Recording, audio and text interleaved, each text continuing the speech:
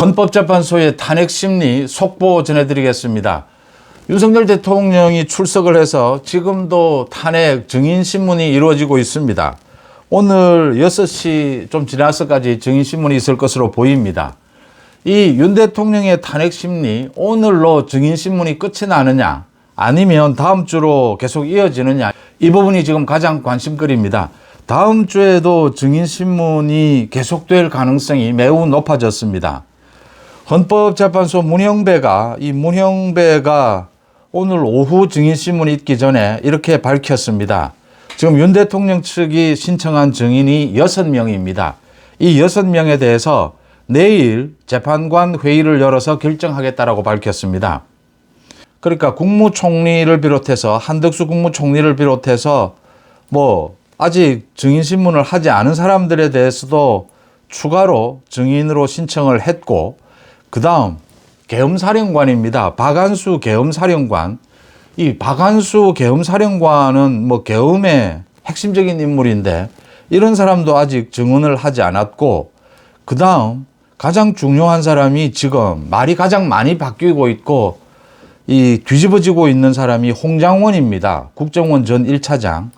이 홍장원에 대해서는 한 번 더 불러서 증인신문을 해야 하지 않느냐, 이렇게 6명을 추가로 신청을 했습니다. 지금까지 헌법재판소가 이 문형배가 한덕수에 대해서는 증인을 신청할 필요가 없다, 증언을 들을 필요가 없다, 홍장원을 한번 불렀는데 또 부르는 것에 대해서는 반대하는 이런 입장이었습니다. 그런데 이 모든 것을, 이 6명 모두를 증인을 채택할 것인지 여부를 내일 회의를 열어서 결정을 하겠다라고 했습니다. 헌법재판소 문형배가 그동안의 입장에서 좀 후퇴한 것으로 보입니다. 여기에 따라서 이 증인 6명이 모두 채택되지 않더라도 적어도 절반 이상은 채택이 되지 않겠느냐. 특히 한덕수를 비롯해서 이 홍장원입니다. 오늘도 가장 쟁점이 이 홍장원이었습니다. 이 홍장원은 메모지도 만들었다, 이 체포조 메모지도 만들었다라고 주장을 하고 있는데 이게 전부 여인형 전 방첩사령관 이 진술이 엇갈리고 있습니다. 또 박선원 민주당 의원과 계엄 그날 당일 문자를 주고받은 사실도 드러났고, 오늘 국정원장이 또 밝힌 것이 이 메모지가 홍장원이 만들었다라고 하는 이 메모지가 넉 장이 있다. 계속 새로 만들고 내용도 첨가가 된 것이다. 또 홍장원이 이걸 자기 공관에서 작성을 했다라고 하는데 그때 CCTV를 확인하니까 홍장원은 공관에 있지도 않았다.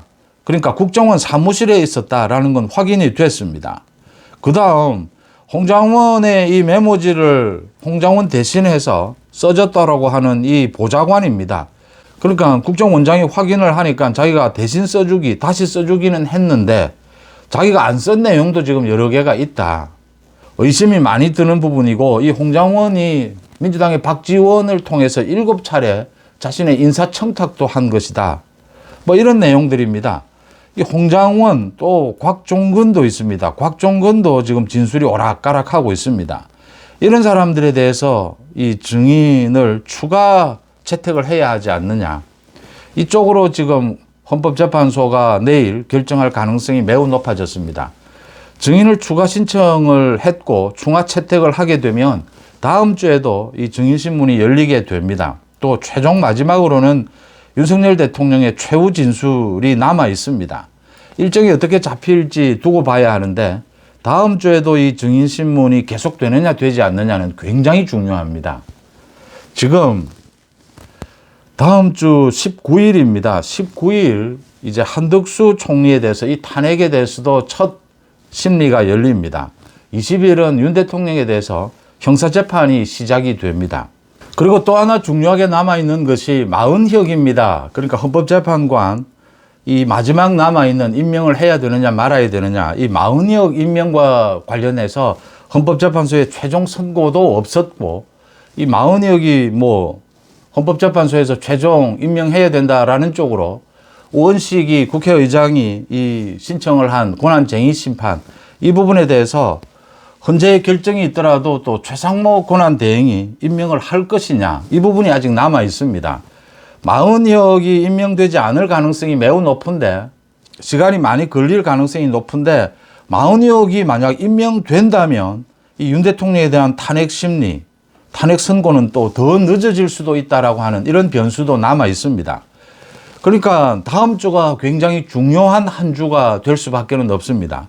이렇게 다음 주까지 헌법재판소의 이 탄핵 심리가 더 연장이 된다라는 부분은 그래서 여러 가지를 결정하는데 굉장히 중요한 요인이 될 수가 있고 변수가 많다라고 하는 점입니다. 이 헌법재판소의 문형배의 이 불법 음란물 이 부분에 대해서는 경찰이 수사에 착수를 했습니다. 이렇게 문형배에 대해서는 각종 의혹 이런 부분들이 있는데 문형배가 오늘도 이 탄핵 심리를 하면서 윤 대통령과 직접 충돌을 했습니다.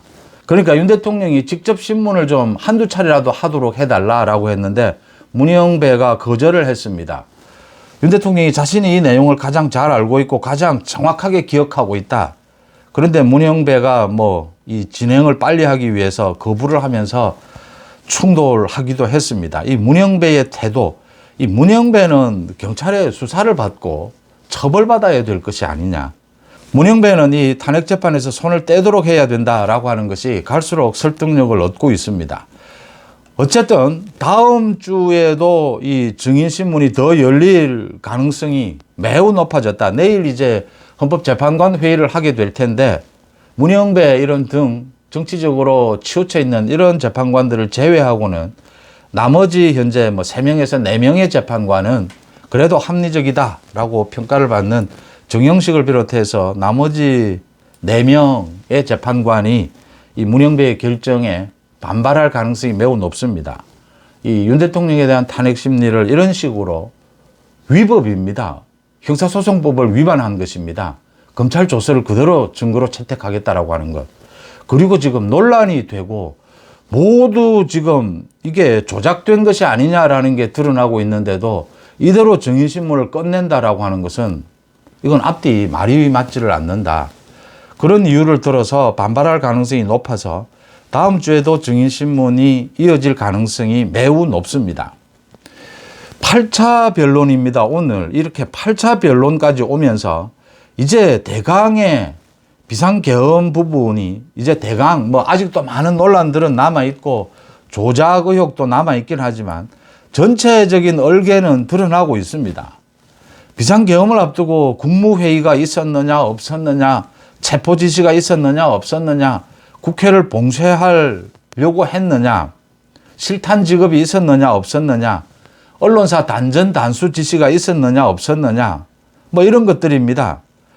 그러니까 비상계엄이 있었던 지난 12월 3일 지난해에 국민들이 생중계로 전부 같이 본 계엄군이 국회에 진입을 했고 경찰이 국회를 에워쌌고 이렇게 전 국민이 지켜본, 생중계로 지켜본 이 내용을 제외하고는 모든 진술이 엇갈리고 있고 거부되고 있고 뒤바뀌고 있고 조작된 것이다라는 게 드러나고 있습니다.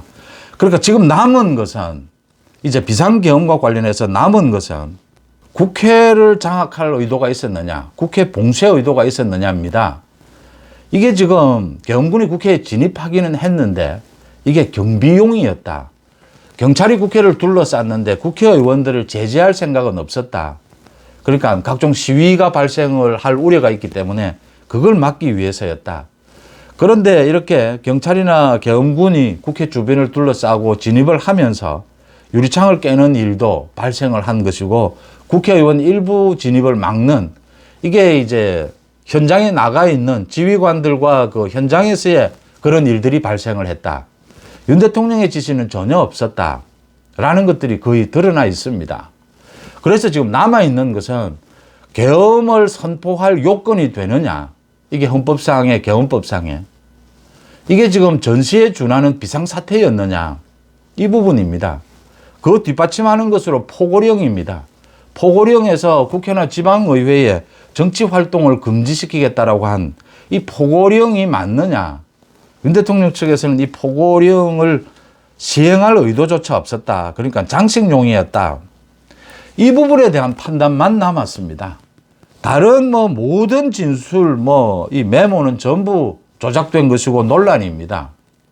이 부분을 가지고 이걸 내란 혐의 또는 뭐 심각한 직권 남용, 현직 대통령에 대해서 파면 여부를 결정할 수 있느냐. 형사재판은 따로 두고라도 지금 헌법재판소가 하는 것은 그겁니다. 윤 대통령이 일정 부분 이 위법 혐의가 있다 하더라도 이 대통령에 대해서 파면 결정까지 할 수 있느냐. 탄핵 인용이냐 기각이냐. 이 부분만 결정하는 것입니다. 이렇게 윤 대통령에 대해서 이걸 파면하겠다. 탄핵을 인용하겠다. 이 결정을 할 수 있느냐라고 하는 점입니다. 다음 주에도 이 증인신문이 더 열리게 될 가능성이 매우 높아졌고 윤 대통령의 최후 진술까지를 들어봐야 합니다. 다음 주까지 계속이 되면 3월 중순, 초순을 넘어서 중순 이 선고일은 늦춰지지 않겠느냐 이렇게 보입니다. 이 중간에도 다음 주에 많은 변수들이 있습니다. 말씀드린 대로. 이제 남은 것은 헌법재판소 재판관들 8명입니다. 이 8명이 지금 드러난 이 계엄 선포입니다. 포고령 이것만 놓고 이걸 가지고 현직 대통령을 파면할 수 있느냐. 파면해서는 안 된다. 이 결정만 남아 있습니다. 여기서 또 중요한 것은 윤 대통령 측에서 계속 강조를 하고 있는 부분입니다. 다시 대통령직에 복귀를 하면 이제 국정을 쇄신하겠다. 뭐 여러 가지로 이 국정 안정, 국정 쇄신 이 의지를 밝히고 있고 또 그런 청사진도 내놓고 있습니다. 그 부분이 헌법재판관들이 판단하는데도 중요한 이 영향을 끼치게 될 것이다. 8차 증인신문이 있었는데 뭐 드러난 것은 모두 논란이고 모두 조작이었습니다. 남아있는 것은 계엄을 선포했고 계엄군이 국회에 진입을 했고 포고령이 있었다. 이게 지금 위법 위헌 요인이 있느냐? 있다면 어느 정도냐? 이게 현직 대통령에 대해서 파면할 정도냐라는 이 결정만 남아 있습니다. 내일 헌법재판소가 이 재판관 회의를 열어서 증인 6명 추가 채택할 것인지 여부, 다음 주에 변론 기일을 어떻게 잡을 것인지 이게 굉장히 중요한 변수로 떠올랐습니다. 송재TV 마칩니다. 고맙습니다.